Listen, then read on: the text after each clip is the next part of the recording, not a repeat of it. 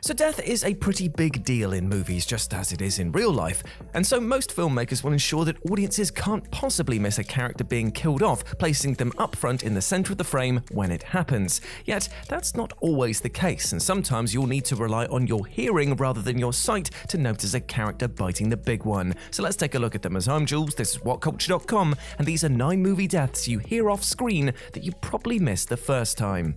Number 9. Mr. Pink, Reservoir Dogs. Quentin Tarantino's feature debut Reservoir Dogs is certainly a film that rewards repeat viewings, and though it's no secret that the movie ends in a bloodbath as both Mr. Orange and Mr. White are killed, Mr. Pink's fate is considerably more ambiguous, or so it seems at least. What you probably didn't catch on an initial viewing but may have noticed on rewatches is that after Mr. Pink escapes the warehouse, the faint-ish sounds of police sirens and gunfire can be heard in the background.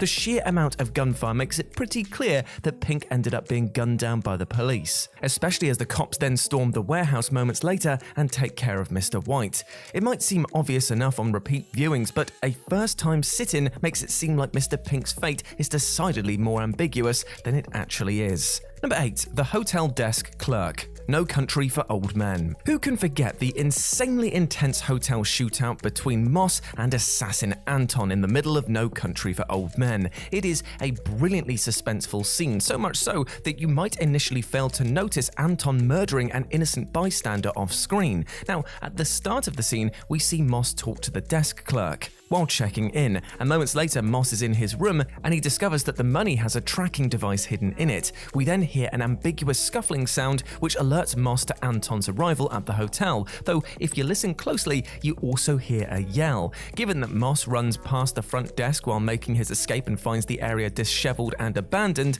it's clear that Anton killed the clerk to prevent him from reporting his presence to Moss, as Moss requested while checking in.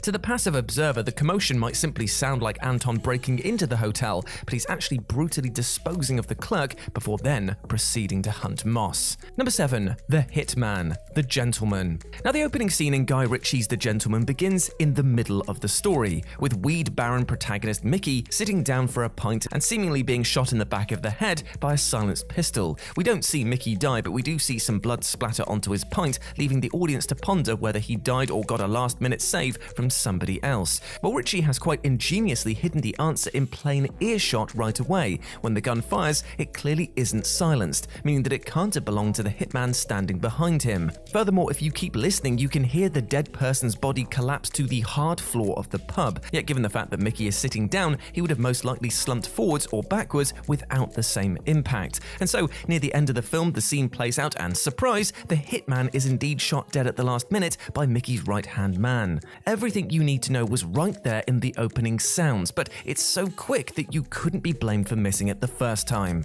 Number 6. The Joker, Batman the Killing Joke. Now, this one is admittedly a teensy bit ambiguous, but also a prominent part of the story's lore, so it is absolutely worth mentioning. Batman the Killing Joke is an animated adaptation of Alan Moore's 1988 graphic novel of the same name, and similarly ends with the Batman capturing the Joker. The Clown Prince of Crime rejects Bats' offer of rehabilitation and instead tells the Dark Knight a joke about 2 inmates attempting to escape an insane asylum.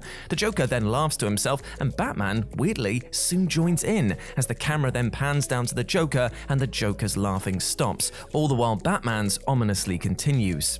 Now, much like the comic, it's left up to viewer interpretation, though the dominant reading is that Batman actually kills the Joker here, hence why he suddenly stops laughing mid-scene. Now, fans have pored over both the comic and the film again and again over the years, but in the film at least there's really no other explanation for the Joker's voice just suddenly cutting out mid-laugh.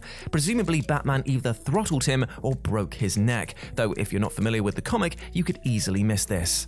Number 5. Irena, The Girl with the Dragon Tattoo. Now, while it's made clear fairly early on in David Fincher's version of The Girl with the Dragon Tattoo that something isn't quite kosher with Martin, the full extent of this shiftiness isn't confirmed until much later. In the first act, you might actually recall a scene where Martin is having a fancy dinner with his girlfriend Liv and a man named Blomqvist. Now, Martin briefly excuses himself to close an open window after we hear what appears to be the sound of howling wind, though really sounds more like a wild animal screeching. In actuality, this is the scream of an immigrant woman who he later confesses was kept caged in his basement during this very dinner. Now, it's safe to assume that he shut her up by killing her while pretending to close the window and fetch more wine, rather than risk being rumbled by any further screaming. We don't hear the death itself, but in effect, the absence of sound is chilling proof that he quickly dealt with her, and presumably disposed of her corpse once Liv and his guest left.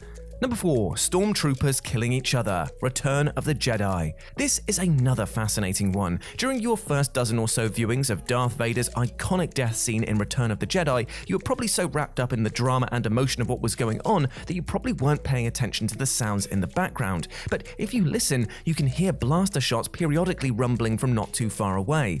And because we know for a fact that no other rebels beside Luke were left on the base, we can surmise that this is actually stormtroopers firing at each other. But why would they be doing that? Well, the only real explanation is that the remaining stormtroopers trapped on the second Death Star are basically duking it out amongst themselves to reach the remaining escape pods, like rats in a barrel left to their own devices, destroying each other for the sake of self-preservation. Now, this is admittedly filed under fan theory, given that it's never been canonically confirmed, but a lot of fans believe it, and it sure does fit.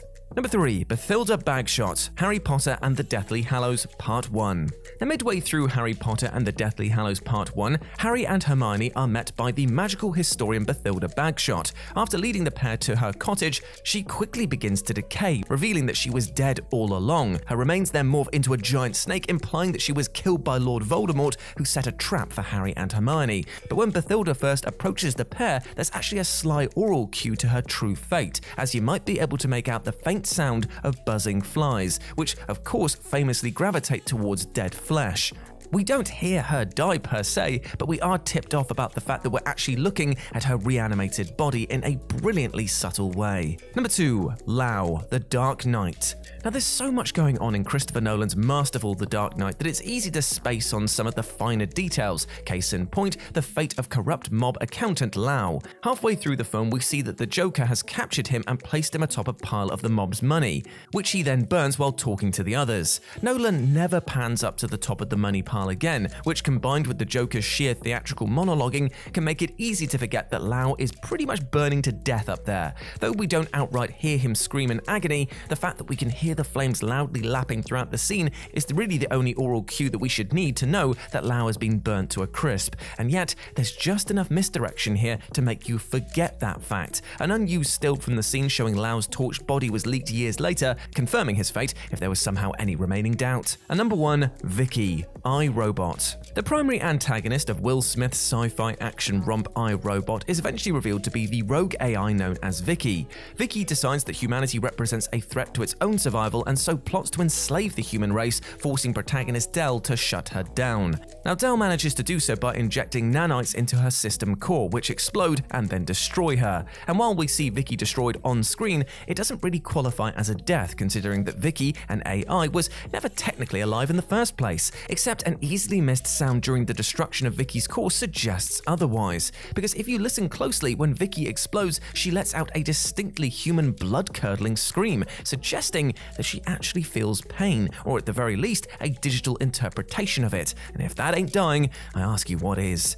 This, of course, all fits perfectly into the film's themes of technological advancement and the potential free will and humanity of robotic entities. And yet, amid all of the explosive mayhem, it may have passed you by on an initial viewing.